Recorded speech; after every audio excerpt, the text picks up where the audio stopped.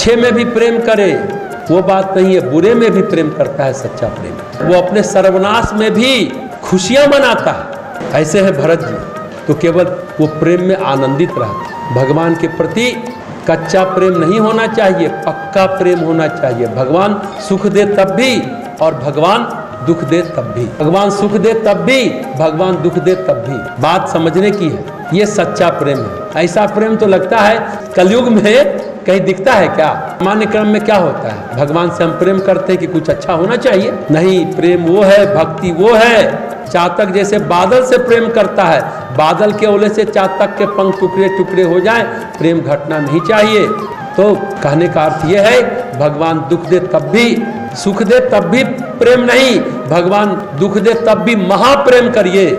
भगवान स्वर्ग दे तब भी प्रेम, नरक दे तब भी प्रेम, तब भी भगवान से प्रेम हो। नरक की आग में झोंक दे तब भी। गोस्वामी जी चातक के प्रेम की बात कहते हैं उदाहरण देकर के कि भक्त के प्रेम का वर्णन कर रहे हैं। चातक कितना निष्ठावान प्रेमी है, कितना समर्पित प्रेमी है, चाहे बादल उसके लिए कितना ही घातक सिद्ध क्यों न हो, चाहे उसका प्राण ही क्यों न चला जाए, चातक प्रेम करना नहीं छोड़ता। भक्त को भी अपनी भक्ति में इस तरह से ही रहना चाहिए। चातक का उदाहरण देते हैं, आगे कहते हैं कि मेघ कड़क कड़क कर गरजता हुआ बरसे और कठोर बिजली भी गिरा दे, इतने पर भी प्रेमी पपीहा मेघ को छोड़कर किसी और की ओर नहीं ताकता, किसी दूसरे को नहीं ताकता। गरजता हुआ मेघ डराता भी है, ओला गिराता है, बिजली भी गिराता है, एक तरह से मार डालता है।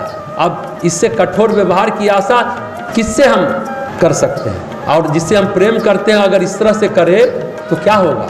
हम लोगों से तो नहीं हो पाएगा। फिर भी पपीहा यानी भक्त कहीं और नहीं ताकता, मेघ को छोड़कर यानी भगवान को छोड़कर, और किसी को भक्त को कहीं और नहीं ताकना चाहिए। गोस्वामी जी का मंतव्य है, जीवन में प्रारब्ध बस दुर्घटनाएं घटती हैं, बुरी घटनाएं आ जाती हैं, नुकसान हो जाता है, पीड़ा भी मिलती है, प्रताड़ना भी मिलती है, लेकिन जो सच्चे भक्त होते हैं वो भगवान को त्यागते नहीं हैं। हाँ, जो सांसारिक लोग होते हैं वो कहते हैं अरे भगवान ने क्या किया मेरे लिए, गुरु ने क्या किया मेरे लिए, ये सब भगवान का ही किया धरा है।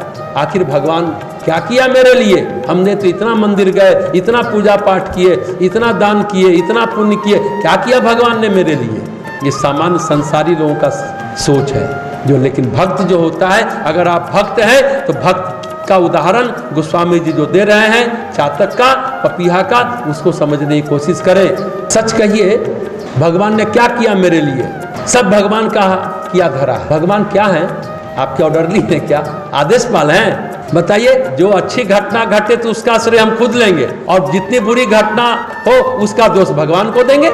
यहाँ तक कि सांसारी लोग कह देते हैं सब कष्ट भगवान ने ही दिया है। सच तो ये है, ऐसा सोच सोचकर, ऐसा बोल बोलकर वो अपना पाप का घड़ा ही बढ़ा रहा है, दुख को बढ़ा रहा है, और नए दुख कष्ट को की भूमिका तैयार कर रहा है, नया जन्म दे रहा है, नई पीड़ा का सृजन कर रहा है, नए प्रताड़ना का को जन्म दे रहा है।